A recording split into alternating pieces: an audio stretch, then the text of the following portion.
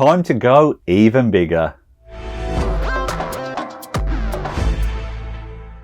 Hello and welcome to another episode of James Dean Designs. If you love laser or CNC, which you probably do as you're here to watch this video, make sure you hit that little subscribe button down there in the corner to get all the latest tips, tricks, tutorials and reviews. Now in today's episode we are extending the FoxAlien Masuter Pro. This currently has a work area of 400 by 400 millimeters, and we're about to install the extension kit making it 400 by 800 millimeters, so double the amount of length that this existing machine can cut. And well, the first thing to do is turn off all the fancy studio lights, get this box unpacked, and let's see what we get within the kit. And just like that, we are back into workshop mode. All the dramatic lighting has gone and everything has been unboxed. Now the way this works is we are going to be using some parts of the existing machine and combining them with parts that come in the extension kit.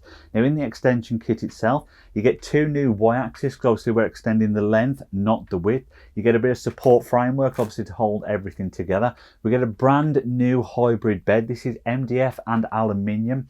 This basically means that we've got an allowance for cutting through things, like if we're cutting through our material, we're going to go into the MDF bed, but we've also got the support of an aluminium base with a track system for our clamps to hold our material down. You get a few extra bits like new belts, new bolts, and a new bracket for the y-axis limit switch. We get the instruction manual obviously, and we also get a new complete drag chain because the old one is obviously not long enough. Now obviously I already have my machine built, which is why we need to disassemble it, but if you've bought this machine and the extension kit as brand new, then you don't need to disassemble this. Obviously you're just going to build the larger machine from scratch.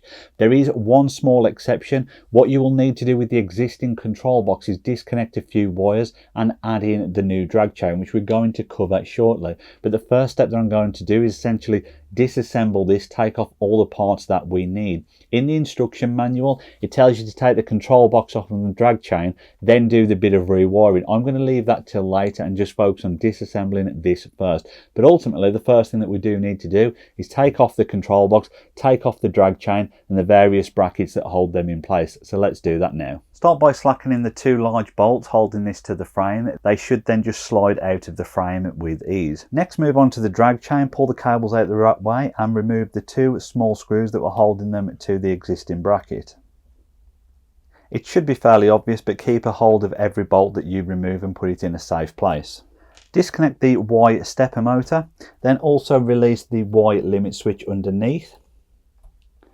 And then we can remove the two bolts that held that drag chain in place as well.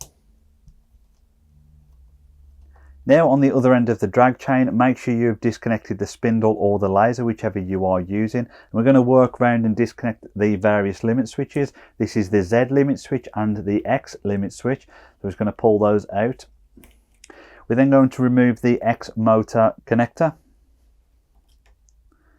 and also the Z motor connector. And basically just make sure all of the cables on this drag chain are now free, because we're going to move on to removing the two bolts holding this drag chain in place next. And finally the two bolts holding it in at the other end, just to completely release the drag chain. Disconnect the Y1 motor cable and make sure it is unclipped from the rest of the track at the back. So for now I've just put the control box and the drag chain to one side. We're going to come back to that in a bit and, as I say, reconnect the new drag chain to the old control box. Next thing we're going to do is remove the existing drag chain brackets that are already on the existing machine. So despite what I just said, don't remove this bracket. The instruction tells you to remove it, but ultimately we need to put it back in place later on. So we're just going to leave it there and it should be perfectly fine.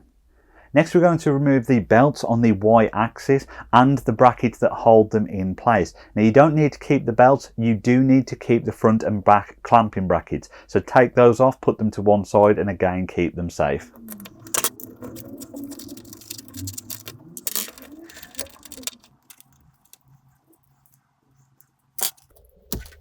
So with the belts and clamps removed, the next phase is to remove the front and back holding plates. This essentially holds all of your frame together, so essentially at this point it's going to come apart. And don't forget to remove the T-nuts that are in the track that held the belt clamps down. Take those out and keep them safe. Now at this point we can separate the top of the frame from the base. So we're simply just going to pick this up, put that to one side for the moment, and then get rid of the base for now. We're going to remove the limit switch end stops. And at this point you can now pull out the old Y-axis beams. And again, these can be placed to one side as they are no longer needed. Now in the new kit there is a new Y limit switch bracket, but at this stage we need to take both the limit switches off this plate and remove the entire plate off the end plate.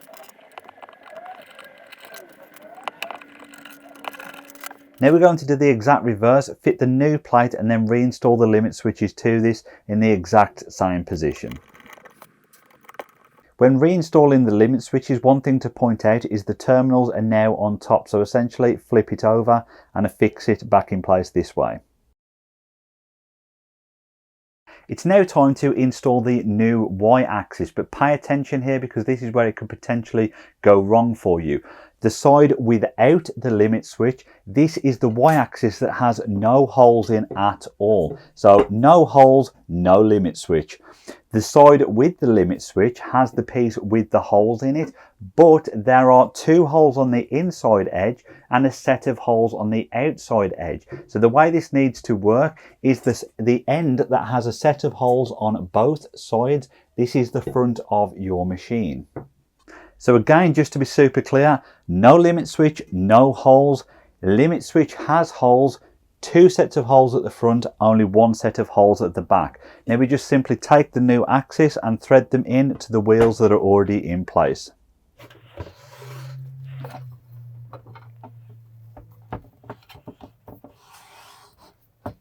It's now time to put the limit switch brackets back on. These are new limit switches that come with the extension kit, not the old ones. They are slightly different, so we'll get these installed now.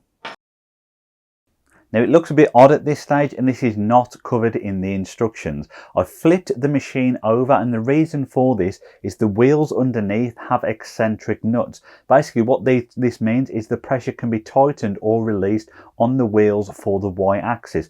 So at this stage just check that each rail can move fairly freely. You don't want it wobbling about, but you don't want to have to put too much pressure on in order to move it about.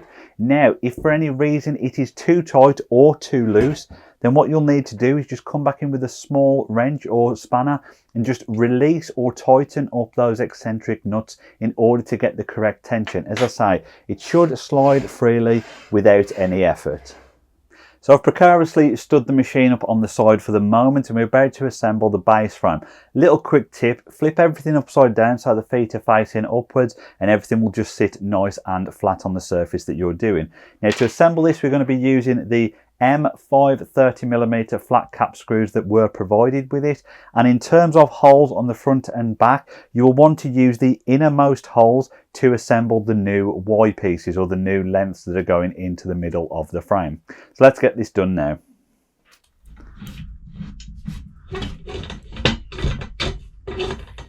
So with the base frame assembled, for the next few steps, make sure you keep a tape measure close to hand.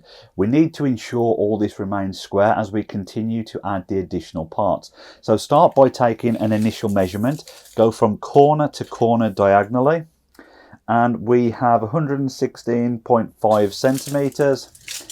And we'll just check that this reads the same, 116.5. Yeah, so at the moment this is all square. As I say, as we add the additional components, just keep doing that check after every stage to make sure it all remains square. Now let's flip this frame over, and what we're going to do is start to bring in the pieces for the top of this.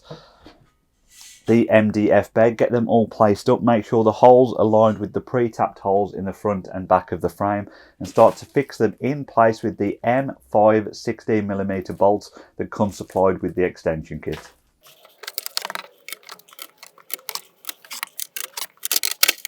Now these boards are essentially a tongue and groove fit pattern, which means they should put together with the tongue on one side and the groove on the other. So just push them in and make sure they slot in together. And if you have one that is the wrong way, so simply just rotate it round so the tongue and groove fit back together. So with these roughly in place now, I'm just going to go around and drop the bolts in. I'm not going to tighten them up too much. As I say, we're going to fix this down, check for squareness again, and then tighten all the bolts up completely. So that's everything fixed in place. It's not fully tightened up yet, but again, check the measurements diagonally, make sure that everything adds up, and then go around and tighten them up fully. Now at this point, it's time to bring the rest of your machine back in, place it on top of the frame, and make sure your Y-axis are level with the front and back of the machine. Now at this point, we're going to bring in the plates that we took off earlier and also the bolts that we used to remove them, and go around and fix these back on every corner. Now you may have noticed when we took it apart earlier, there was two different lengths of bolts that we took out of each corner, a short and a long. The long bolts go into the bottom frame, the base frame. The shorter bolts go into the end of the extrusion on the Y rails. So let's go around and get these all fixed in place now. So a crucial mistake that's not covered in the instructions that I've also made is the clamping nuts for the belts need to go into the track before the end plates are fitted. So obviously do this before you fit the end plates. I've obviously made the mistake, so I'm going to have to take two of these off the front now, drop these in and just slide them along to the relevant positions. So at this stage, do the same again, bring your tape measure in, go corner to corner, check the measurements match up. If they are correct, tighten all the bolts up if you've not done so already. If something is slightly out, obviously apply a bit of pressure, readjust it to get everything square. I have to be honest, I haven't had to adjust anything on this. It has just all gone together perfectly square, so that is absolutely brilliant. The next thing we're going to do is move on to installing the belts back on the Y-axis. But before we do this, I would just say one thing. At this point, make sure your Y-axis moves nice and freely back and forth. It will take a little bit of pressure, but ideally you want it to match the same amount of pressure going on your X-axis to go back and forth on the Y-axis. I will say I found these new rails just a fraction stiffer. It may be because they've not worn in yet, so you may need to adjust those eccentric bolts underneath that I mentioned earlier on, just to get the same amount of pressure going back and forth. Now the belts can sometimes seem a bit fiddly to get in. You want to make sure the shiny side is pointing upwards and the teeth are pointing downwards. The easiest way I find to do this is go about an inch in on the belt, make a very sharp crease just to put a 90-degree bend in it like that. Feed it underneath the wheel, pop it back up the other side, and you should then be able to just about grab it. Obviously the one with the limit switch is going to be more difficult because that is in the way. Probably a bad idea me filming on this side, but once you grab it, feed it back over the wheel, give yourself a little bit of slack, and then back underneath the wheel on the other side. And once that pops out, you can then pull it through, make sure the cable is not getting caught, and put the belt in place evenly each side. You should have about 2 inches overhanging on either end.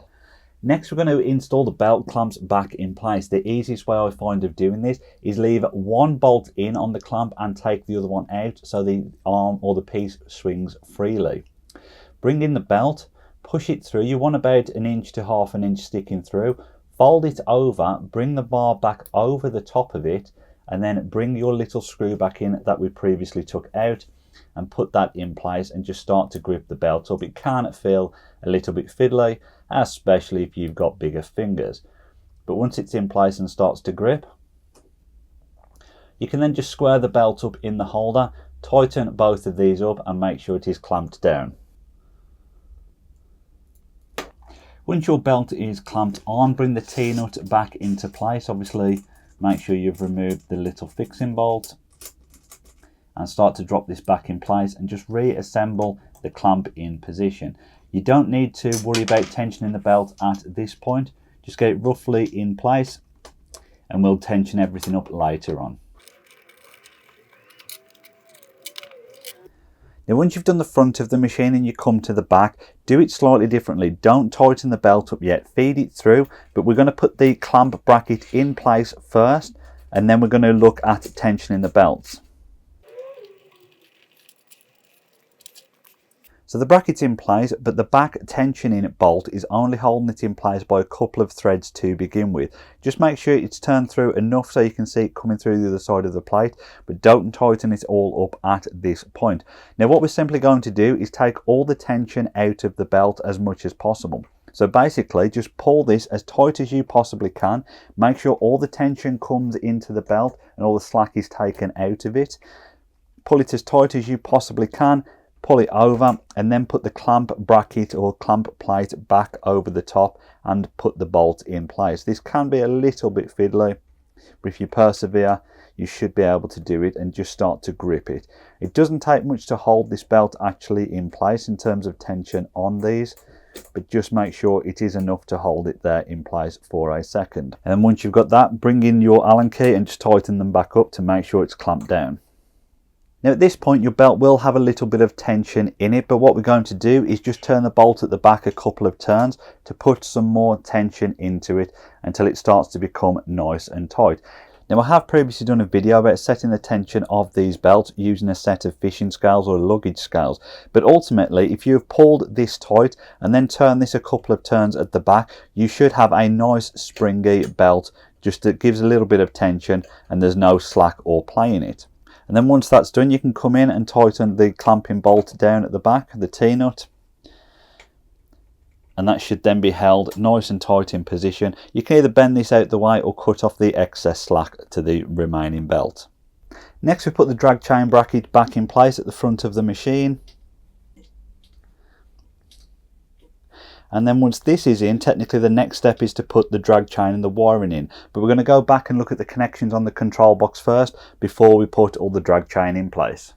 To open up the control box, there are 2 bolts on the top and 2 bolts on the bottom. We need to take these out and then the control box should come apart.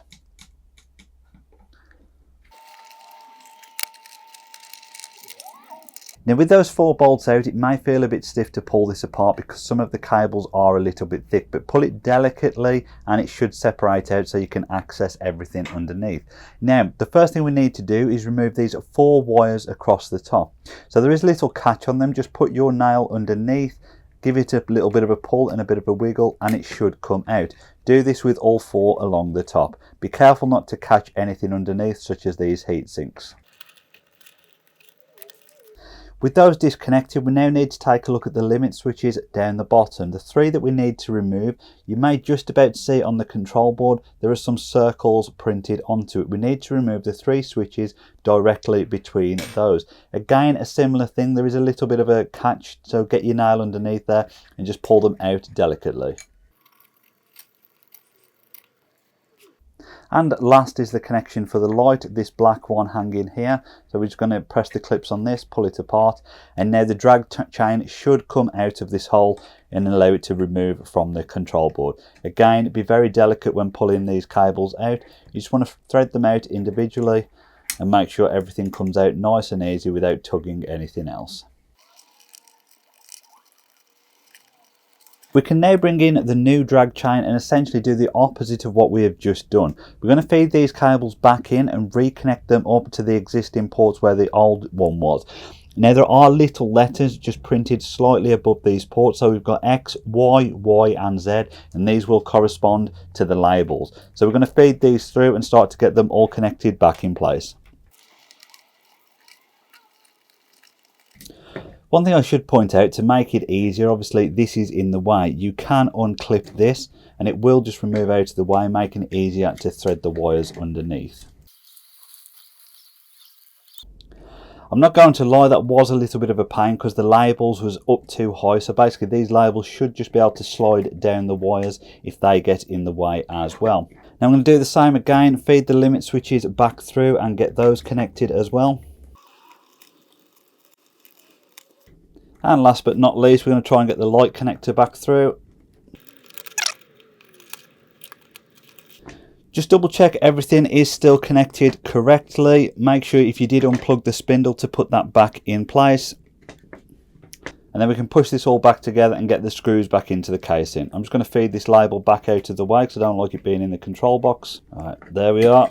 Now we can put this all back together.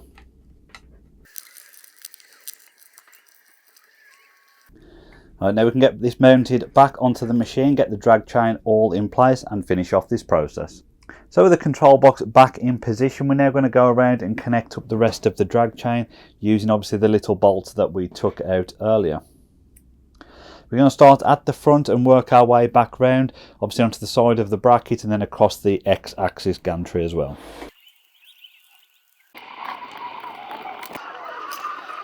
With the drag chain and wiring back in place, we can now go around and connect everything back up and get everything working again. So that is everything done on the physical build. We just need to update one setting to make sure this can now run at the maximum working area. So connect your machine. It doesn't matter if it is UGS, open builds or candle. The process is pretty much exactly the same. Once your machine is connected, just make sure it is unlocked so that it is in a idle status. Come down to your command line area where you can see the various code. Type $, hit enter and it will load your GRBL settings. And we're going to change this one called $131. This is about how far the y-axis can travel. And we're going to type in $131 equals 800, hit enter.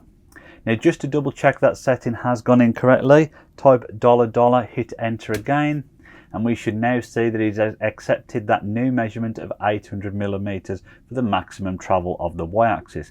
Now at this point, what I would simply suggest doing is making sure your machine is turned on and just running some basic jog commands about so that you know everything is moving and working correctly. And there you have it, your FoxAlien Masuter Pro extension is now complete. I did find that once I actually started jogging this about at some higher speeds, that the y-axis was stiffer than expected and started to jam.